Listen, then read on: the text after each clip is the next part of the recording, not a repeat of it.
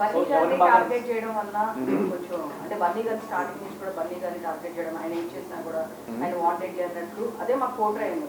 లోపల ఏం జరిగిందో మాకు బట్ మాకు చూసిన ఎపిసోడ్స్, మేము చూసిన ఎపిసోడ్స్ మాకు అనిపించింది మీరు బన్నీ గారిని ఎక్కువ టార్గెట్ చేశారు. అంటే లోపల ఉన్నప్పుడు ఒకలా ఉంది, సెన్స్ బయటకు వచ్చిన తర్వాత సడన్ గా మీరు చేంజ్ ఒక వర్షన్ కనిపించింది. సో సడన్ గా నాకు బన్నీ గారు బాగా అనిపించారు.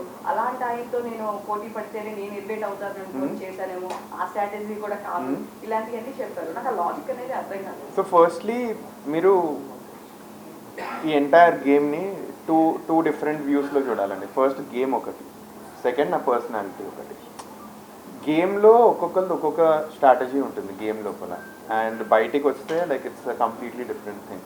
ఇప్పుడు 15 మెంబర్స్ ఉన్నాం మేము, ప్రతి ఒక్కరు 15 మెంబర్స్ బయట సేమ్ ఇలానే ఉంటారు అనుకుంటున్నారా? లేదు, ఒక్కొక్కరిది ఒక్కొక్క పర్సనాలిటీ లోపల.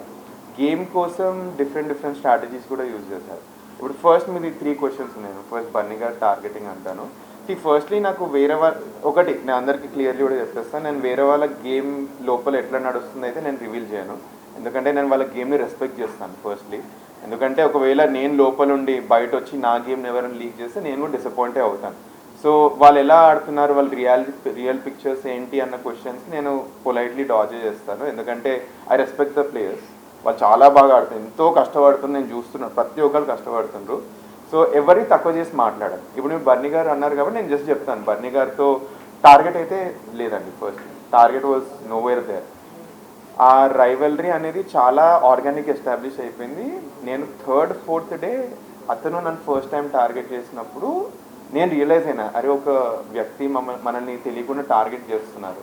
ఇన్ఫ్యాక్ట్ మీకు ఎపిసోడ్లో వచ్చిందో లేదో నాకు తెలియదు, నాకు ఫస్ట్ హౌస్కి వెళ్ళగానే ఏఐ ఫ్రెండ్ బన్నీ గారు, నేను బన్నీ గారు కూర్చొని మాట్లాడుకుంటూ ఉంటాము అంత.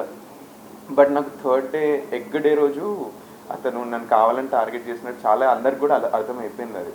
ఎందుకంటే ఆ చాయ్ టాపిక్ తీసుకొచ్చేసరికి అరే సడన్లీ ఇక్కడ నుంచి ఇక్కడికి ఎందుకు తీసుకొచ్చి అప్పుడు శ్రీజా ప్రియ కూడా నా మీద అరిచేస్తారు. అది ఫస్ట్ ఎపిసోడ్ అవుతుంది. సెకండ్ టైం ఏమవుతుందంటే చపాతీ దగ్గర ఇష్యూ అవుతుంది. అట్లా థర్డ్ చాలా చిన్న థింగ్స్ అన్నీ నాకు సెంట్రిక్గా చేస్తారనమాట. ఇది ఎవరికి అనిపించలేదు బేసికలీ, నేను అన్నీ నోటీస్ చేశాను. అండ్ ఇది బర్నీ గారికి కూడా తెలుసు.